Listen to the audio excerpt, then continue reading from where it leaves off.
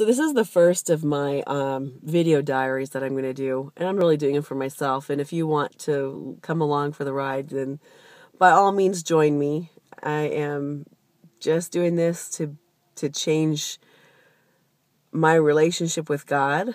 I am doing a juice feast, which is drinking just vegetable juice for as long as I feel like God is leading me to do it. I'm on day 3 right now. Today's Monday. I started on Saturday, and it was a tough day, and I really wanted a break on Monday. I wanted to eat because I have 4 kids, and I live with my mom, and I do the cooking. And so I'm feeding 7 people. So right now during the juice feast, I'm juicing for 1. And at the time I thought I was sharing my juice. I was letting everybody drink it, but it just takes too long to juice right now. So I'm juicing for 1 and cooking for 6. And it just is the way my life is. I homeschool. That's okay. It's a good thing. And this is an extension of my relationship with Christ, and I'm really unhealthy. I have a lot of food allergies or food sensitivities, and my body hurts. My feet hurt. My ribs hurt when I take a deep breath. My shoulders hurt when I sleep. My hips hurt when I sleep. My hips started hurting when I walk now, which I guess that's the next step of not dealing with some of the issues that I have. And so I'm wanting to heal allow my body a break. And so it will heal. You know, the way God created us is to heal. Like you scratch your knee and it heals. You just give it time and it will heal. And so I want to allow my body some time to heal so that maybe I could even, eat food without hurting. I have definitely got issues with food. I like to eat sugar a lot. I mean, to the point where I cannot stop. And it's very, very toxic to my system, very hard on my body. So I probably eat pretty healthy compared to, I would say, most people.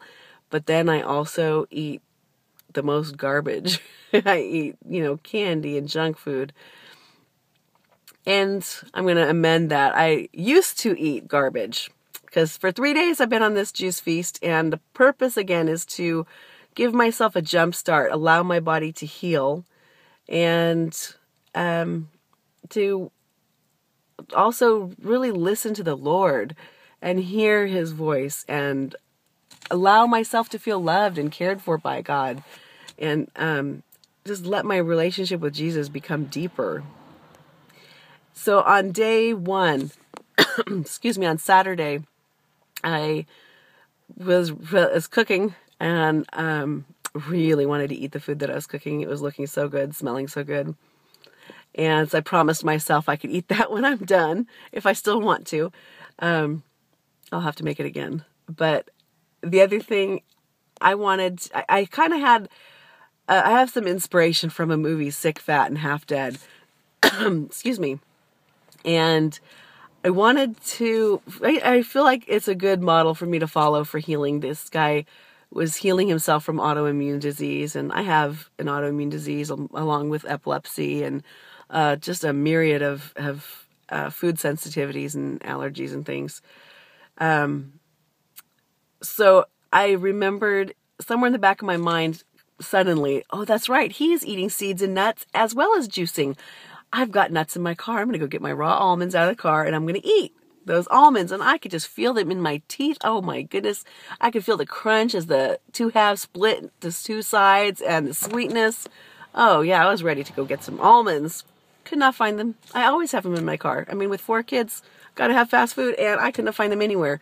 So I'm asking God, look, are you hiding those from me? Am I not supposed to eat those right now? And I couldn't find them. And then when I really wanted to show my husband that movie, it was really a good movie. So we watched that movie, and sure enough, he did not eat those almonds and things like that during the juice feast. And he did it for 60 days. And I don't know how long I'm going to do it. I was thinking 7 days is the day of completion for the Lord. 40 days is how long he fasted in the wilderness. I have no idea. I am just on this journey, and I really do want to have more deep relationship with God and with Christ. And so now there's one other thing. Today I was in the bathroom and I just got out of the shower, and my mom came home and she told me that her friend Lori Jesus told her to make me juice. And this is my mom's friend, not mine. We don't hang out. And it was sort of random. And I just feel so blessed and confirmed by the Lord that this is what I should be doing right now for my body, for my health, and for my healing. And when I say healing, I don't just mean my body getting thinner. That is only just that's like evidence. It's like looking at a scar. Of course, my body's overweight because of the other issues that are going on. But that's just the one symptom of the things that are going on. And I really want to learn to just rest in the Lord and receive his love. That is not always easy to do. And so when I heard that she made me this juice, I felt so loved, so hugged by God, by Jesus. And so speaking of Jesus, I've been listening to the Bible on BibleGateway.com when I take a shower. So this was about 2 weeks ago. I wanted to put on something from the Old Testament. And I was thinking of maybe getting into First Samuel. I had just finished Deuteronomy. And I was thinking of Samuel, and I don't really remember what's in Samuel, so I thought it would be appropriate to learn it or hear it again. And I felt the strong impression from the Lord that I needed to read the book of Ruth. And I like the book of Ruth. I mean, I named my daughter Naomi. I love the person of Naomi and her character, that she must have been, such a leader to inspire her daughter-in-law to leave her country and to live with her and adopt her God.